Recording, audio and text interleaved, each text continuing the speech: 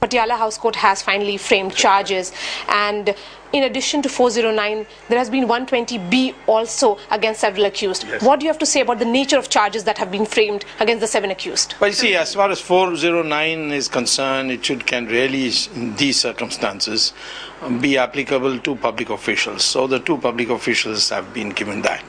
As far as the other private individuals are concerned, they are brought into this whole trial through this section called 120B, which is conspiracy.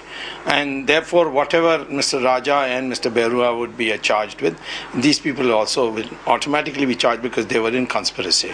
And there was also 420. So I'm quite satisfied the way the learned judge has framed the charges. It augurs well for an early conclusion.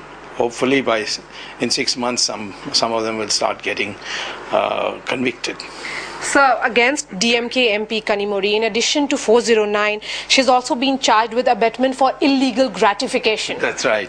She has, in fact, there's plenty of evidence to show that she had been in consultation with Raja throughout, and there was also her connections with some industrial houses which got benefit of licenses, and consequently it was not an innocent role.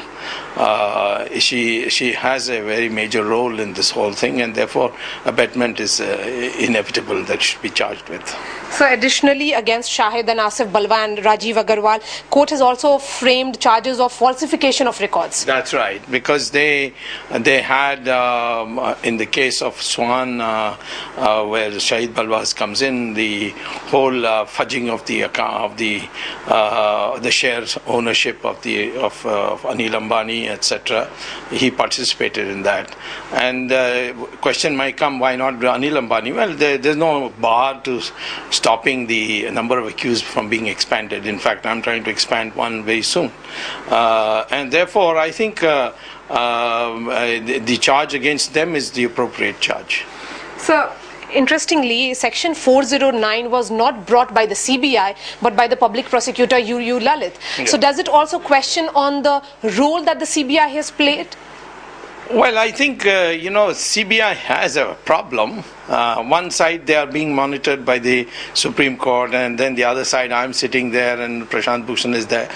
So they are relatively boxed, and then there are IPS officers whose careers can be spoiled with one adverse remark in their confidential records. They have long years of being dominated by government. They have to meet the government ministers on a daily basis on a number of other things. In fact, the CBI director's office is just a few yards from Mr. Chidambaram's office. So these are it has put them in an awkward spot. But I think it's when the Supreme Court chose Lalit, they had done a very good job. He's a man of great integrity. He comes from a family of very good lawyers. So the final comment on the charges that have been framed?